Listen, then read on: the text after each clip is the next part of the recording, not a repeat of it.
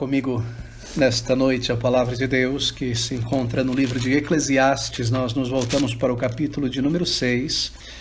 Estas palavras do versículo 1: há um mal que tenho visto debaixo do sol e é muito frequente entre os homens. Bem, neste capítulo 6 nós temos a conclusão do terceiro ciclo de declarações de Salomão, e esse terceiro ciclo, você deve se lembrar, tem início ali no capítulo 3, versículo 9, e ele vai até o capítulo 6, versículo 7. Recorde-se que o livro de Eclesiastes pode ser dividido em ciclos e em seções de temas. E aqui nós temos o início do quarto ciclo, que é a partir do versículo de número 8 deste capítulo de número 6. Por que mais tem o sábio do que o tolo? E este ciclo tem início aqui, e ele termina no final do livro de Eclesiastes, no versículo de número 7 do capítulo 12. Mas aqui no versículo 1 e 2 nós temos: há um mal que tenho visto debaixo do sol e é muito frequente entre os homens, um homem a quem Deus deu riquezas, bens e honra, e nada lhe falta de tudo quanto a sua alma deseja, e Deus não lhe dá poder para daí comer, antes o estranho ou estrangeiro lhe o come. Também isto é vaidade, e ele adiciona, e má enfermidade. Bem, ele diz que há um mal muito frequente entre os homens, em outras palavras, algo que perdura ao longo da história, em todas as culturas, entre todos os povos. Há um mal permanente, há um mal que sempre se repete aqui, algo que acontece muitas vezes e em todas as épocas. No capítulo anterior, no versículo 19, Salomão, você se recorda, ele declara que trabalhar e usufruir do fruto do seu trabalho é uma dádiva de Deus. Veja o que ele diz: e a todo homem a quem Deus deu riquezas e bens, ele deu poder para delas comer e tomar a sua porção e gozar do seu trabalho. Isto é dom de Deus. Sim, é dom de Deus que a pessoa consiga trabalhar, consiga avançar, e também é um dom dele que essa pessoa consiga usufruir desse trabalho, desses bens, dessa riqueza, o que quer que seja, o que quer que venha à sua mão. Mas Salomão, em contraste com o que ele disse no versículo 19, ele diz que há um mal debaixo do céu, nesse mundo, debaixo do sol. E o mal é este, aqui está a ponte entre o versículo 19 e este versículo 1 e 2 do capítulo 6. O mal é que venha Deus dar riquezas e bens a uma pessoa, mas não dar a esta pessoa a capacidade, o poder, isto é, de comer. E comer aqui quer dizer usufruir de tudo que ele alcançou, de tudo que ele trabalhou. E ele diz que isso não é só um mal, mas também é uma grande enfermidade. E de fato é, não é? Se nós pensamos a respeito disso, poder trabalhar, poder angariar bens, poder reunir coisas, plantar, mas não estar apto depois de colher a usufruir disso. Isso realmente traz uma enfermidade à mente e ao corpo do ser humano. E esta é a ponte aqui. Quando uma pessoa, ele está dizendo, uma pessoa tem uma posição elevada, e materialmente falando, ele alcança muitos bens de seu trabalho, e ele pode desfrutar desses bens e comer desses bens ao reconhecer que o trabalho, o que ele alcançou, e toda a prosperidade foi um dom de Deus. Na verdade, ele recebeu da parte de Deus, foi uma dádiva de Deus. Ele deveria então usar isso para glorificar a Deus, de maneira a honrar o Senhor. Assim é este homem do versículo de número 19 do capítulo 5. É alguém que recebeu de Deus e reconheceu que toda boa dádiva veio de Deus, porque ele reconhece que vem do Senhor e ele busca maneiras de honrar a Deus através desse incremento, deste ganho, das bênçãos que ele recebe. O Senhor então dá também a ele a alegria, o gozo de desfrutar desses bens, dessa riqueza, desta colheita. Mas este homem do versículo 1 e 2 do capítulo 6, ele é um homem diferente. Ele é um homem que enricou, isso foi uma dádiva de Deus. É um homem que prosperou, que adquiriu fazenda, isto é, bens. Ele tem uma conta bancária rica, ele possui bens, e ele possui também muitos filhos para propagar o nome dele, e ele vive muitos anos. Tudo isso vem do Senhor, mas há uma diferença entre ele e o homem anterior. E a diferença é que este segundo homem não faz caso de Deus. Ele não reconhece, embora a sua consciência lhe diga, ele não reconhece de uma maneira afirmativa, consciente, que tudo que ele tem veio do Senhor. E o resultado disso, nós lemos, é este mal que irá causar enfermidade, assim por dizer, à mente dele.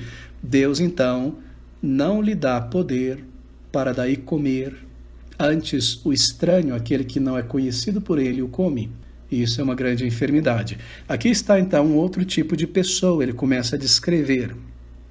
Salomão, claro, tem em vista pessoas que são tão bem dotadas materialmente por Deus, e há muitas pessoas assim, mas não fazem qualquer esforço para reconhecer, para contentar o seu Criador, para buscar a Deus, para buscar o perdão de Deus, porque nós somos pecadores ainda, embora recebemos muitas dádivas de Deus. Tal pessoa não busca a glória de Deus. Bem, ele irá dizer que mesmo que este homem ou esta mulher, tendo usufruído e tendo vivido muitos anos, morra em paz, isto é, em tranquilidade, a sua morte será em trevas, versículo de número 4. Porquanto em vão veio e em trevas se vai, e de trevas se cobre o seu nome.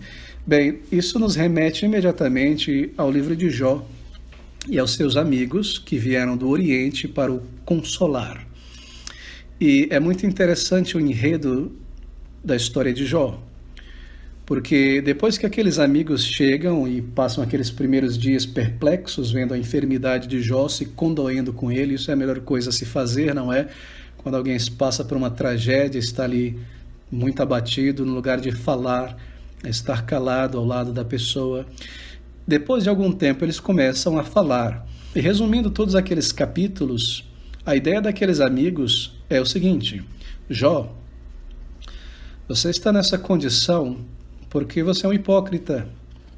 Embora nós não vimos os teus pecados, os teus erros, você viveu em pecado e tem vivido em pecado e não tem honrado a Deus. Deus lhe deu riqueza, o homem mais rico do mundo na época, e você tem vivido longe de Deus no teu coração, por isso Deus te castigou. Mas Jó vai replicar, e esse é o teor da mensagem, que o fato de alguém ter prosperidade não significa necessariamente que a bênção de Deus espiritual está sobre a vida daquela pessoa. E ele argumenta que há muitas pessoas que morrem ricas, morrem em paz, com muitos anos de vida, não tendo enfrentado muitos problemas. Mas isso não significa necessariamente que o favor de Deus está com esta pessoa, além dos bens que ela adquiriu. E é isso que ele diz neste versículo de número 4. Porquanto em vão veio, e em trevas se vai, e de trevas se cobre o seu nome. Bem, se toda a vida dessa pessoa não agradecida a Deus é vivida desta maneira, ele não tomou precauções e atitudes para agradar a Deus, para honrar a Deus com seus bens, então essa pessoa não deve se surpreender se de alguma forma estes bens lhe sejam tomados e usados por outras pessoas. E esse parece ser o pensamento aqui desses dois primeiros versículos, versículo 1 e 2. Porque de repente há certas pessoas que no auge da riqueza, e riqueza bem estabelecida, não riqueza que veio de repente se vem sem nada. E aqui no Brasil nós parecemos ser um país onde há muitos exemplos, não é, disso. Você se recorda, pouco tempo, de Eike Batista, não é? Sempre tenho mencionado esses exemplos mais recentes. Um homem extremamente rico e, de repente, preso e perdeu tudo de repente. E é um exemplo disso. Um homem que desprezou a Deus em seu coração, isso é visto pela maneira como ele acumulou seus bens, de repente tomado dele. E esse é o sentimento aqui. E isso, obviamente, está em conforme com o segundo capítulo, não é? Versículo de número 26, onde ele diz: porque ao homem que é bom diante dele dá Deus sabedoria e conhecimento e alegria, mas ao pecador dá trabalho, para que ele ajunte e amontoe, para dá-lo ao que é bom perante Deus. Também isto é vaidade para aquele que perde, aflição de espírito, ou seja, enfermidade também. Assim, uma pessoa que enriquece e prospera na vida, mas não reconhece o seu Criador nem busca honrá-lo com seus bens, não deve ficar surpreso. se de alguma maneira, por guerra, por perda, pela quebra da bolsa de valores ou o que quer que seja, ele se vê com uma mão na frente e outra atrás e sem a sua saúde, etc. Assim, Salomão, ele inicia dizendo que ele viu isso acontecer muitas vezes. Muitas vezes. Há um mal que tenho visto debaixo do sol e é muito frequente entre os homens. Bem, ele passa então para o versículo 3. E ele começa a refletir sobre este mal. Se o homem gerar 100 filhos, e aqui está a primeira suposição, o primeiro caso, e viver muitos anos, aqui está o segundo caso, e os dias dos seus anos forem muitos, e se a sua alma não se fartar do bem, e além disso não tiver sepultura, isto é, tiver um enterro digno, for lançado numa vala, digo que um aborto é melhor do que ele. Bem, o que ele está visualizando aqui, ao comentar o versículo 1 e 2, nesses dois exemplos, é o seguinte: ele visualiza a vida de um homem que viveu ao limite máximo da sua existência. Aqui, obviamente, ele exagera, viver 2000 anos. Ninguém nunca viveu isso. Alguém já viveu próximo de 1000 anos, não é? Nós lemos no Antigo Testamento, antes do dilúvio, pessoas que viveram séculos. Se alguém conseguir viver tanto tempo, em outras palavras, não só em termos de anos de vida, mas de experiência, porque tempo não tem um fim em si mesmo, né? Vive-se para conhecer, para se observar, para se expandir sua visão de mundo, de conhecimento e experimentar as coisas. Agora imagine este homem que experimentou tudo, vivendo tão longamente ao final da sua vida, de toda esta vida orgulhosa, prolongada por tantos e tantos anos. Mas tendo vivido sem ter adquirido aquele objeto que a palavra de Deus coloca diante do ser humano como objetivo da sua vinda à existência aqui. Qual é o grande objetivo da vida? Bem, as confissões de fé resumem isso na seguinte declaração: que o objetivo do homem ao ser trazido à existência é conhecer a Deus, seu Criador, e não somente isso, mas desfrutar dele, porque ele é bom. Assim, se o homem vive tantos séculos, chega ao final da sua existência e não adquiriu, tendo adquirido tudo, não adquiriu aquele objeto que a palavra de Deus propõe que todo homem e mulher busque em sua vida, se ele tiver tido 1000 anos de vida, ou melhor, se ele tiver tido 100 filhos, e Salomão poderia ter muitos, tendo em vista o número de esposas que ele teve, e é isso que ele deseja, um homem que vive tanto tempo, aumentar o seu patrimônio com muitos filhos e aumentar, propagar o seu nome, né, o seu sobrenome por toda a terra. E ainda que ele tenha vivido muitos anos, e esse é o maior desejo do coração de uma pessoa não salva, aqui ele está colocando duas coisas que estão no coração de uma pessoa que vive muitos anos e tem muitos bens. Ter uma família muito grande e o seu nome se propagar, e ainda viver mais. Qual é a pessoa que tem muitos bens e não deseja viver muito tempo? Essa é basicamente o que você ouve dos lábios da maioria das pessoas ricas em nossos dias, não é?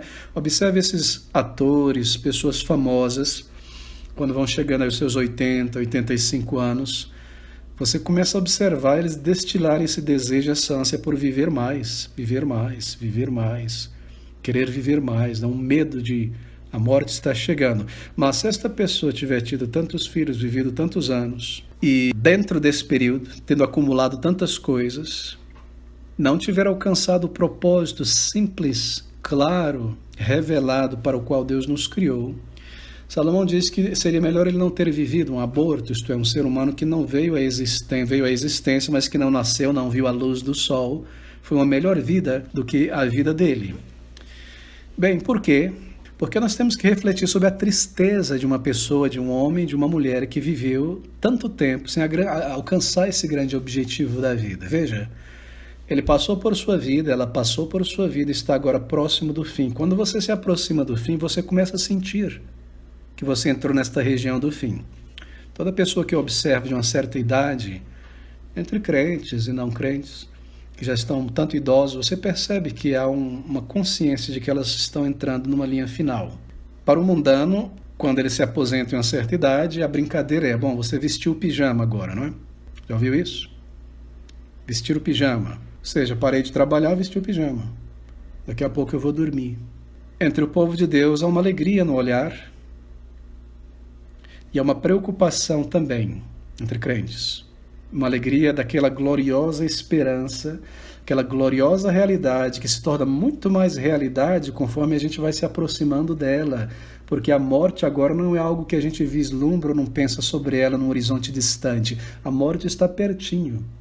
Então a realidade da morte, isto é, da eternidade, se torna muito grande. Isso afeta a consciência e a maneira da pessoa ser um crente. Assim, essa pessoa que viveu tanto tempo e não conhece a Deus, ela está próxima do fim. Mas veja para ela, ao chegar a esse ponto da vida e ser forçada a refletir sobre a sua vida, fazer isso não vai lhe trazer nenhum conforto. Porque cada hora, cada dia, cada período dessa vida que ela viveu, ao vir à sua mente, a sua reflexão se levanta como um acusador de uma consciência culpada. A lembrança da juventude vai ser a lembrança de convicções da consciência que foram sufocadas pela busca da impiedade de bens. Isso acontece na juventude quando nós começamos a sufocar a voz de Deus, a lei de Deus, as diretrizes da verdade de Deus, para seguirmos em frente em nossa ambição. Então a memória da juventude para uma pessoa dessa vai ser uma memória de muita coisa sufocada, não é? Uma consciência culpada. O Espírito de Deus foi resistido não 10, não 20, não 30, mas centenas de vezes, porque o Espírito de Deus pleiteia com o ser humano, nós lemos isso no livro de Gênesis. E o amor do Salvador, demonstrado a esta pessoa, o chamando ao arrependimento, foi desprezado muitas e muitas vezes. Os pensamentos sobre a vida adulta, ele está na velhice agora, ela está na velhice, mas os pensamentos sobre a vida adulta dele, 30 anos, 35, 40, 50, 60, em diante, antes de entrar na velhice, vai apresentar para ele um quadro muito feio, muito terrível, a consciência dele, que foi o quadro de um homem, na sua idade adulta, sacrificando décadas, algumas décadas de sua vida, no altar do ganho mundano. A sua juventude foi sufocada, consciência sufocada, e essas suas 4 décadas aí de vida adulta, 3 décadas de vida adulta antes da velhice, foi de uma vida sacrificada no altar do ganho mundano, vivido para isso somente. A maioria das resoluções e dos planos que foram feitos para a vida não foram cumpridas. E a pessoa chegou a um momento em que ela sabe que não vai conseguir recomeçar, sabe que não vai conseguir dar início àqueles planos que ela está sempre buscando realizar, não é? Ano que vem, daqui 3 anos, quando eu criar meus filhos, isso. A idade chegou e ela sabe que não há como mais cumprir nenhum desses. De repente, aquela bolha de vaidade se explode. E aí então o senso de vazio. Não é reflexão boa ver isso no olhar de uma pessoa que viveu assim. Todas as oportunidades espirituais foram perdidas e a pessoa agora está mais cauterizada. E quanto mais uma pessoa envelhece negando a Deus, se afastando de Deus, maior é o cinismo que entra no coração, a pessoa se torna cínica com a vida e com as pessoas. Maior é a ironia sobre tudo e todos.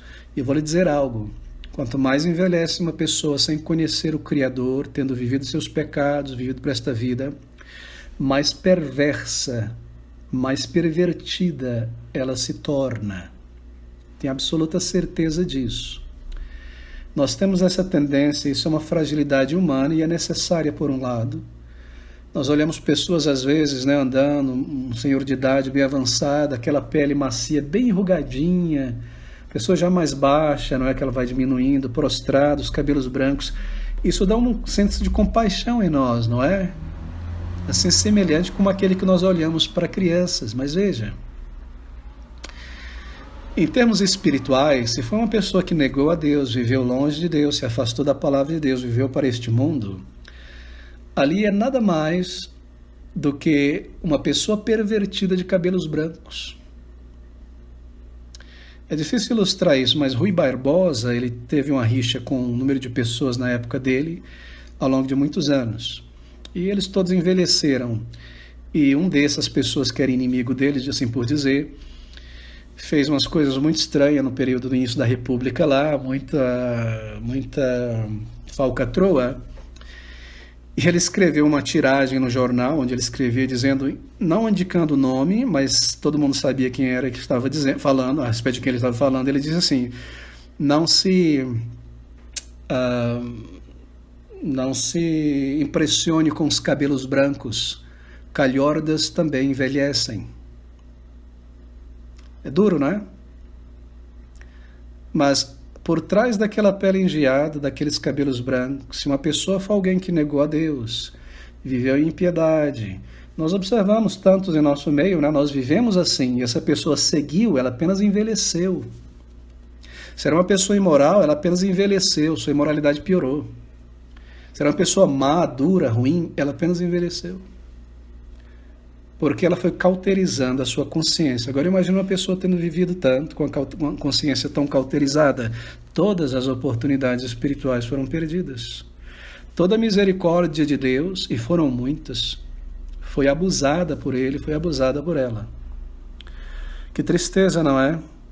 Que tristeza produz para um pecador idoso uma vida como essa, tendo que olhar para ela com um pingo ainda de consciência como foi vivida.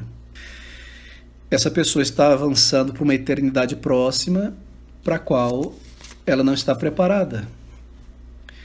Ele experimentou a vaidade do mundo, o mundo o enganou, o mundo foi vaidade, isto é, foi uma poeira, uma fumaça, um vapor, não perdurou os prazeres, e a vida não deu nada a ela no lugar dessas coisas.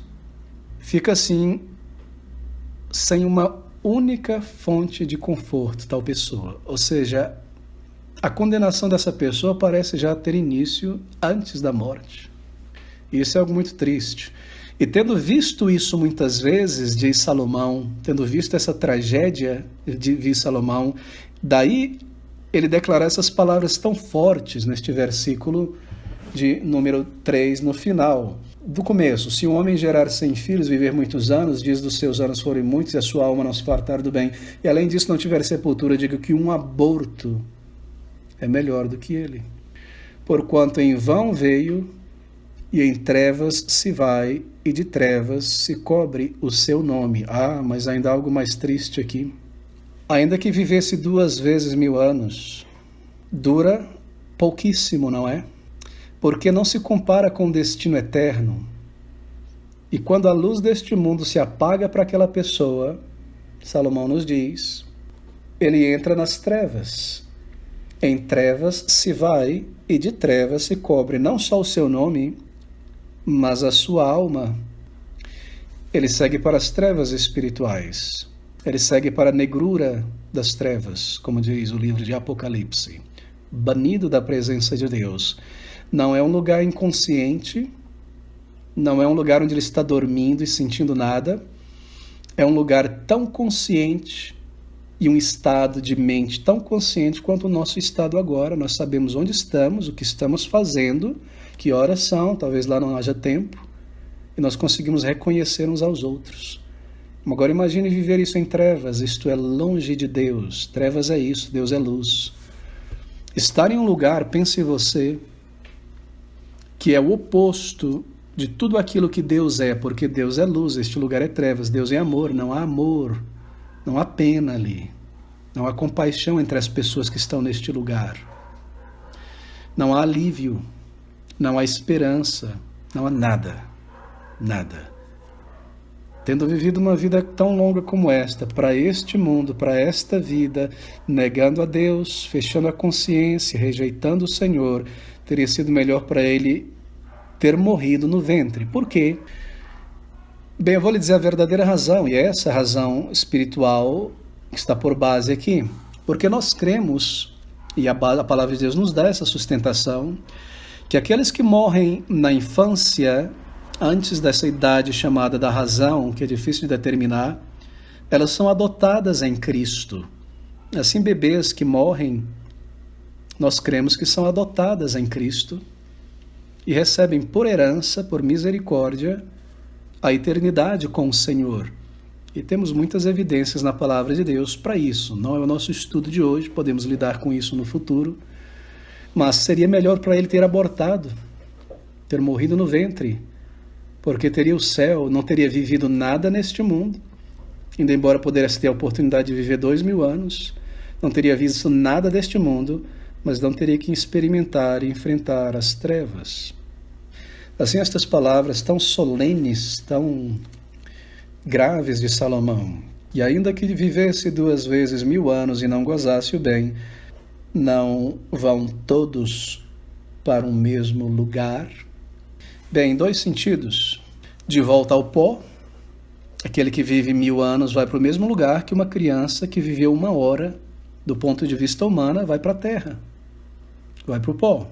Qualquer que tenha sido a condição desta pessoa, uma pessoa extremamente ignorante, extremamente miserável, uma pessoa extremamente intelectual, rica, o que quer que seja, vão exatamente para o mesmo lugar, para o pó.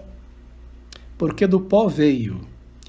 Porque Adão significa terra vermelha, ou pó vermelho. Esse é o significado do nome que Deus deu ao primeiro homem. Pó, terra vermelha. Qualquer que tenha sido a sua condição, todos estão debaixo da mesma sentença, do pó de volta ao pó. Assim, visto da perspectiva meramente física, humana, de quem está vendo com os olhos aqui na terra o que aconteceu com esta pessoa rica e com esta pessoa pobre, esta pessoa iminente, esta pessoa que não é conhecida, vista pelos olhos humanos, ambos entraram no túmulo. O túmulo é o destino de todos. Porque o túmulo é um lugar de separação dos vivos e é um lugar de escuridão. E esta é a ideia. Bem, esses primeiros versículos do capítulo 6, versículo de 1 a 6, eles podem ser muito bem ilustrados e resumidos antes de nós entrarmos na segunda parte, que dá início ao 4º ciclo. Esses primeiros 6 versículos do capítulo 6 podem ser resumidos com a parábola do Senhor do rico Nécio. Está lá em Lucas, abra comigo no capítulo 12, nos versículos 13 ao versículo de número 21. E disse-lhe um da multidão: Mestre, dize a meu irmão que reparta comigo a herança. Mas ele lhe disse: Homem, quem me pôs a mim por juiz ou repartidor entre vós? E disse-lhes: Acautelai-vos e guardai-vos da avareza, porque a vida de qualquer pessoa não consiste na abundância do que possui.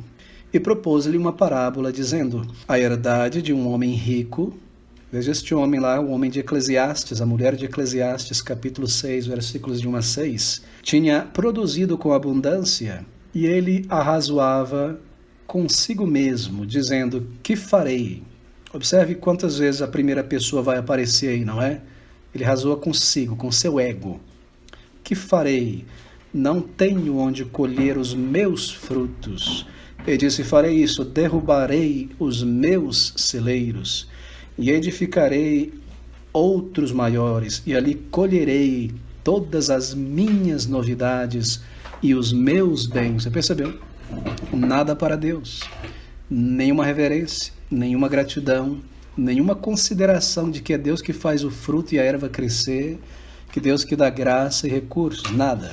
E direi à minha alma, isto é, direi a mim mesmo: Alma, tens em depósito muitos bens para muitos anos. Descansa, come, bebe e folga. Muitos anos, talvez 1000 anos, talvez 100 anos, muitos bens. Mas Deus lhe disse, e esta é a sentença: louco, esta noite te pedirão a tua alma, e o que tens preparado para quem será? Assim é aquele que para si ajunta tesouros e não é rico para com Deus. Deixe-me dizer algo. A palavra de Deus diz que toda boa dádiva vem do alto. Não há ninguém que enriqueça neste mundo por acidente. Se alguém enriquece, isso é permissão de Deus. Assim, todos aqueles que recebem da criação de Deus, do jardim de Deus, do celeiro de Deus, têm uma obrigação muito maior de reconhecer, não é, o seu Criador, de considerar o seu Criador. Veja esse homem. O Deus dele é a riqueza. Está aí nos primeiros versículos. Segundo, ele não faz caso do seu Criador, nós percebemos aí, eu, meu. E terceiro, como o homem de Eclesiastes que nós vimos, ele fez tudo isso, ele teve tudo isso, Mas no momento em que ele diz para a sua alma, tens muito em depósito, vive, come, bebe, se alegre, goza, etc, etc, etc. Naquele momento, os seus bens foram tomados dele. Em outras palavras, a sua alma foi requerida. Ou seja, ele viu, ele pôs as mãos, ele contemplou, ele adquiriu, ele juntou, mas ele não gozou o bem disso aí. Lembre-se dessas palavras de Eclesiastes, no capítulo 6, este versículo. E ainda que vivesse 2 vezes 1000 anos e não gozasse o bem, não vão todos para o mesmo lugar. Versículo 5. Versículo de número 3. Viver muitos anos, e os dias dos seus anos forem muitos, e se a sua alma não se fartar do bem, e além disso não tiver sepultura, digo que um aborto é melhor do que ele, ou seja, um aborto foi melhor do que aquele homem da parábola. Ou seja, nós temos a mesma verdade do Novo Testamento, já declarada aqui no Antigo Testamento. Agora deixe-me seguir para o versículo de número 7, onde ele diz, todo o trabalho do homem é para a sua boca, e contudo nunca se satisfaz o seu apetite. Veja Provérbios capítulo 16, versículo de número 26. É o mesmo Salomão escrevendo. Observe como estes sentimentos aparecem ali. Provérbios 16, 26. A alma daquele que trabalha, trabalha para si mesmo, porque a sua boca o incita. E boca aqui é uma representação de tudo, não é? Seu desejo, seu corpo, o estômago e a pele, em outras palavras. É isso que ele está dizendo no versículo 7, todo o trabalho do homem é para a sua boca, e contudo nunca se satisfaz o seu apetite. É claro, ele nunca será satisfeito se todo o seu trabalho é para si mesmo. E ele diz, tem muitos, não tens onde guardar, vou construir mais celeiros. Ele nunca se satisfaz, e toda a sua vida foi vivida para isso. E o que ele tinha seria deixado para quem? É um homem que viveu para si. E sabe como foi este homem descrito nessa parábola? Ele não tem nome, não é? Você percebeu que não foi dado a ele nome? Há parábolas em que as pessoas recebem nome. Lázaro, por exemplo, rico e Lázaro. Mas este rico, ele é só um homem rico. Certo, nós não sabemos o nome dele, mas talvez a gente tenha alguma descrição sobre ele, não? Sobre a personalidade dele.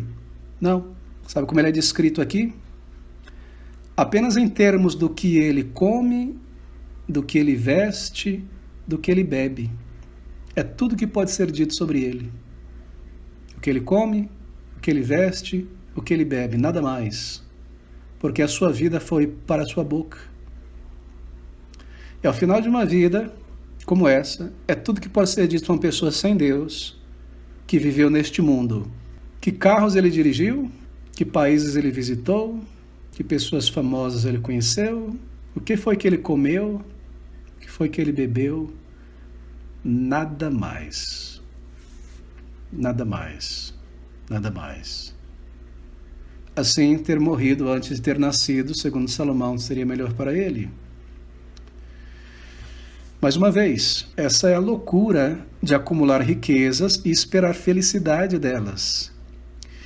E a verdade é essa observação, porque se uma pessoa vive toda a sua vida neste mundo, com pouco ou nenhuma consideração pelo seu Criador, que está acima do sol, então é verdade dizer que o seu trabalho nessa vida foi somente para a sua boca.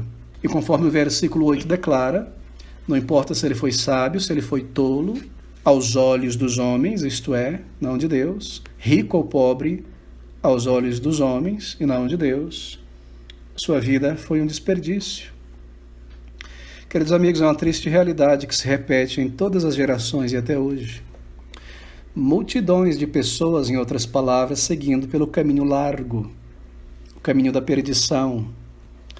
A maior parte da nossa humanidade hoje é como nos diz de Salomão, continua a viver somente para o aqui e o agora, debaixo do sol. Deixe-me lhe dar um exemplo. Talvez você fique imaginando sobre pessoas ricas. Não erre aqui.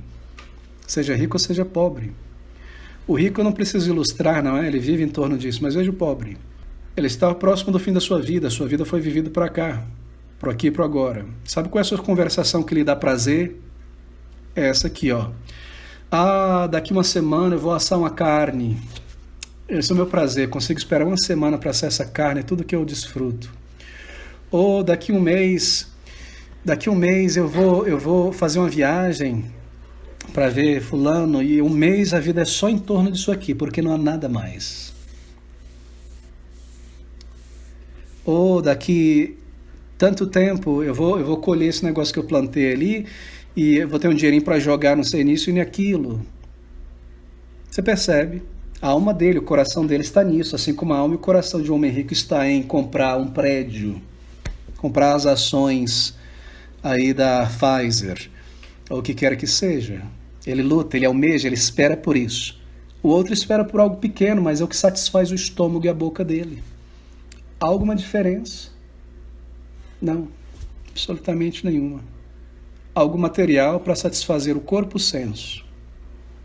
Não é triste a situação humana quando você realmente pensa com calma e seriedade? E você percebe que não há diferença, não é? Nesse sentido. E é isso que ele quer dizer aqui nesses versículos seguintes. Por que mais tem o sábio do que o tolo? É isso que ele quer dizer. Sem Deus, é claro. E que mais tem o pobre que sabe andar perante os vivos? É isso que ele quer dizer. Que mais tem? Um pode ser satisfeito com um desejo tão pequeno, mas a sua alma foi colocada nisso. Pronto, foi satisfeito. E outro coloca a sua alma em grandes coisas até se satisfazer. Nenhum satisfaz, quando satisfaz, precisa de algo mais. Observe essas coisas. E ele segue dizendo então, versículo 9: melhor é a vista dos olhos do que o vaguear da cobiça. Também isto é vaidade e aflição de espírito. Bem, deixe-me dizer algo. É melhor ter aquilo que está em sua mão, ainda que seja simples, do que o vaguear da vista em busca de coisas que você não vai alcançar, ou se alcançar, será tomada de você imediatamente. Assim, é mais sábio a pessoa que tem um contentamento com algo modesto, que lhe satisfaz, que lhe provê o que é necessário, do que alguém que só consegue ter o contentamento com algo muito grande e não consegue alcançar este algo, ou seja, ele nunca tem contentamento. Pense sobre 2 copos. Um copo de 500 ml e aquele copinho americano de 150 ml. Ambos têm uma borda, não é? Ambos têm uma boca, não é? Ambos têm um volume. Independente do volume, o conceito de preenchimento é o mesmo. Ambos são preenchidos quando chega até a boca, não é? Assim, se o seu senso de satisfação em termos materiais é com algo que lhe provê o que é necessário, seguro e você está tranquilo, o seu copo é pequeno, sua satisfação, então logo que você tem isso, você transborda, você está satisfeito.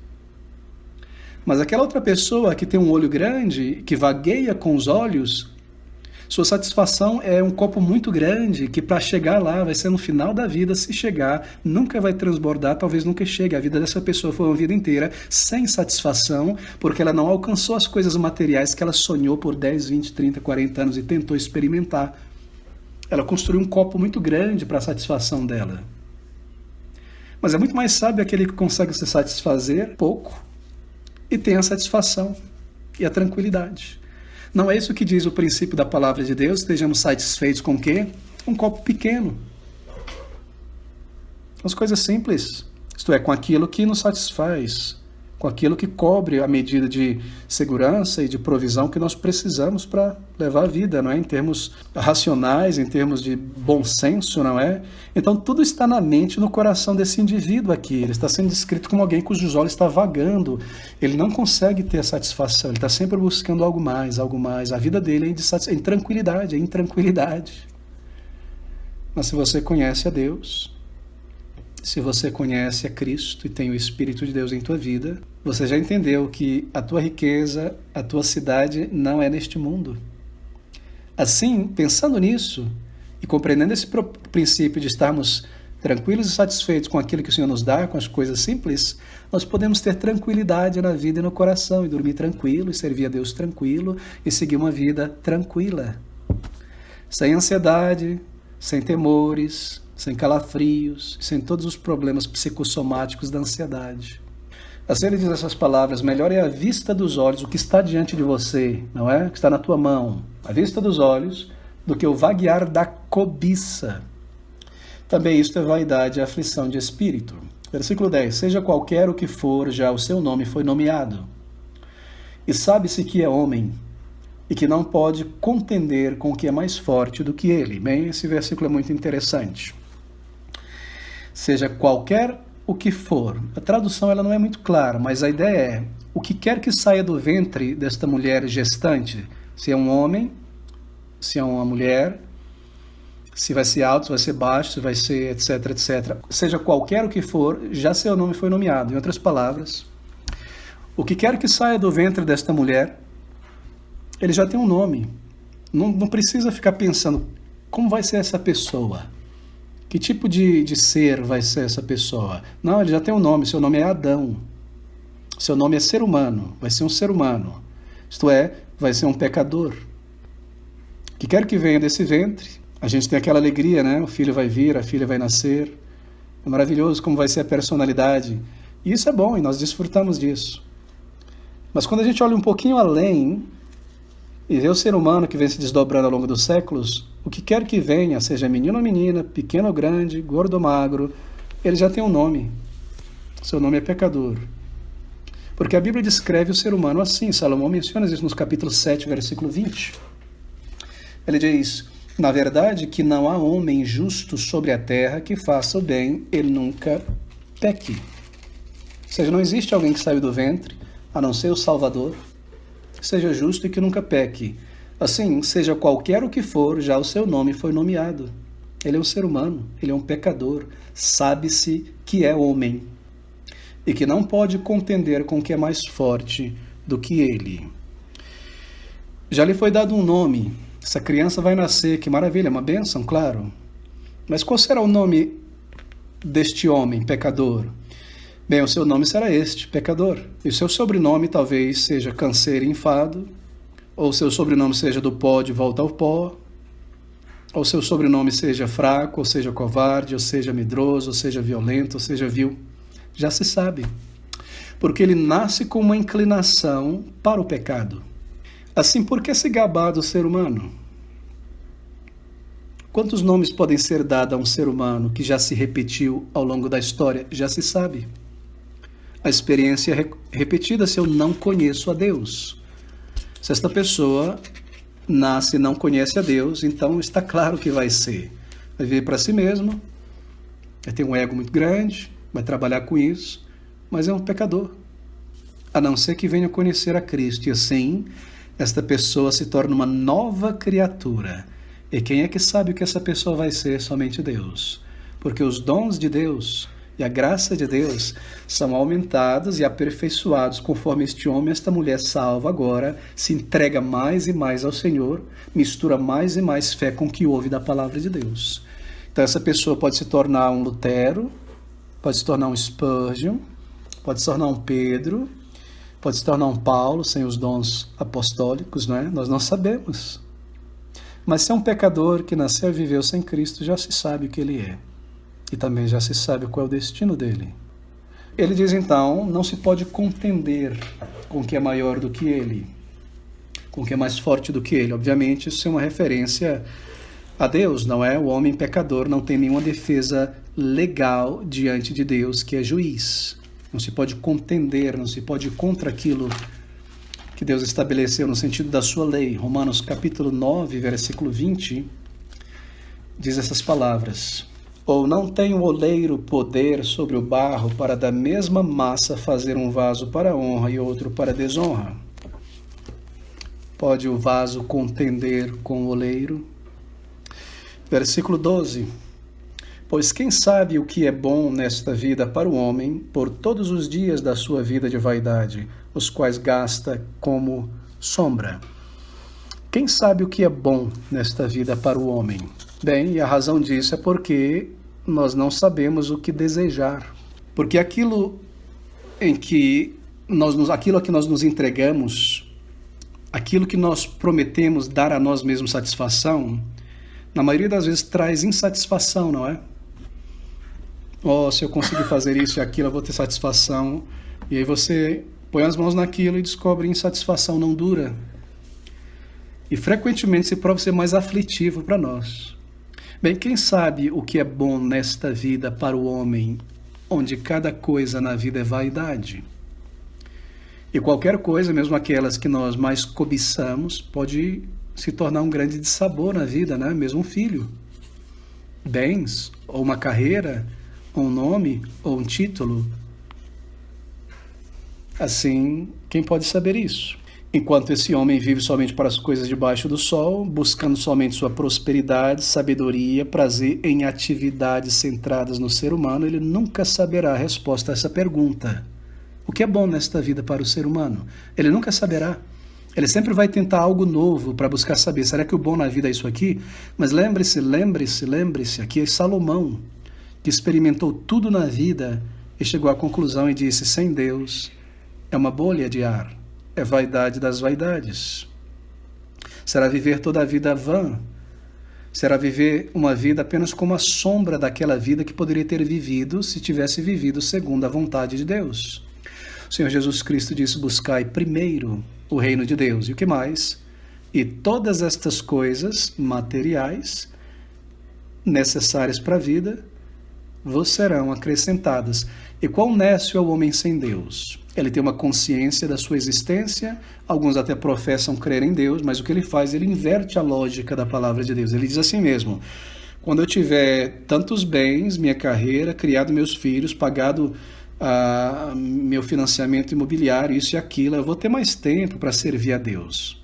Sabe o que acontece? Os anos passam, ele não alcança nada senão de sabor, e ele perde toda a sua força e energia e anos de vida de servir ao Senhor. Mas aquele que põe o reino de Deus em primeiro lugar, na dificuldade, no sacrifício, o Senhor, conforme você vai servindo a Deus, e essa é a ideia do versículo, em movimento servindo a Deus no meio das provações, Deus vai acrescentando as coisas materiais que você necessita. Essa é a lógica do texto, buscai primeiro o reino de Deus, enquanto você está buscando, isto é, vivendo, servindo, evangelizando, adorando o reino de Deus, nesse contexto Deus vai adicionando as demais coisas. Ele adiciona o marido, se você precisa casar, ele adiciona o que é necessário para o seu corpo, para a sua saúde, amigos, etc, etc, etc. Por quê? Porque a vida cristã é uma vida de fé. Fé em colocar o reino de Deus primeiro e deixar com o Senhor as demais coisas serem acrescentadas. Nós fazemos o nosso melhor enquanto colocamos o reino de Deus em primeiro lugar. E todas estas coisas serão acrescentadas. Então ele diz no final do texto, quem declarará ao homem o que será depois dele debaixo do sol? Aquele homem que morre, quem vai dizer a ele o que ficou para trás? Se uma pessoa morreu há 3.000 anos atrás, quem vai dizer para ele como é o século 21? Depois que tiver ido embora? Quem vai enviar informações para ele? Bem, Salomão parece aqui começar a perceber que mesmo no caso dele, em seu caso, muito daquilo que ele tinha acumulado logo seria perdido pelo seu filho, não é? Foi o que aconteceu. Mas ele não estava vivo para ver isso. E se cumpriu nele aquilo que ele temia, a vaidade do trabalho meramente terreno. Quem sabe se um filho não vai gastar tudo isso aí com coisas tolas? E foi exatamente o que aconteceu com ele. Toda a sua riqueza dissipada. Quem declarará ao homem o que será depois debaixo do sol? Bem, ele inicia então esse novo ciclo com um tom bastante grave, bastante solene, não é? Trazendo o ser humano ao seu ponto realmente a pensar sobre a vida acima do sol. Mas veja, no nosso próximo estudo, ele começa a responder essa pergunta final. Quem declarará ao homem o que será depois dele debaixo do sol? E aqui no versículo 1 do capítulo 7, ele dá início às respostas. Melhor é a boa fama do que o melhor unguento, etc, etc, etc. Ele começa a mencionar. E ele começa em uma gradação do que é melhor nesta vida debaixo do sol, e ele já começa a usar um termo subjetivo. É melhor ter uma boa fama, um bom nome, honestidade na praça, do que bens materiais. Primeiro ele mostra a tolice de viver por bens materiais e não ter uma reputação, não ter um nome nesse mundo, não ter moral. E agora ele mostra que isso está mais acima. E daqui a pouco ele vai falar sobre fazer o bem. E sabe como ele conclui o livro? De tudo que se deve guardar, teme a Deus, guarda teu coração. Ou seja, ele passa por todas as fases possíveis, mostra a tolice, a miséria, a tragédia de uma vida vivida sem Deus só para comer, experimentar, e o final desta vida. E aí ele começa a responder, mesmo debaixo do sol, para um homem que tem alma e um pouco de inteligência, é melhor um bom nome, é melhor ir à casa onde há luto, onde há festa, onde há mágoa do que onde há alegria, porque isso vai afetando a consciência da pessoa, etc, etc, até ele chegar a este ponto. Levante a sua cabeça para cima, além do sol. Há um Deus, há um Criador, busque a Ele, não interessa a situação material que você se encontre.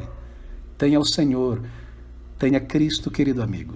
Tenha Cristo Jesus, que é o maior dom, que é o dom maior que Deus deu à humanidade, é o dom perfeito. Se você tem Cristo, você tem tudo. Você tem todas as riquezas, porque nele estão as riquezas. Sabedoria, do conhecimento, da paz, de uma vida tranquila, de uma vida firmada no Senhor. Eu termino com aquelas primeiras palavras daquele belo hino, que às vezes repito, que dizia assim, fica marcado, né, em nossa mente: quem tem Jesus tem tudo, quem não tem nada, mas quem tem Jesus Cristo no céu já tem morada. Ter a Cristo é ter um novo céu, é ter a alegria aqui, paz, uma âncora, um juiz, um governo, um árbitro que pode dominar a minha alma no meio de qualquer situação difícil, algo que me foi dado por Cristo na conversão, a paz de Cristo. Querido amigo, isso é maior do que ouro e qualquer coisa preciosa que os homens se gabem nesta vida.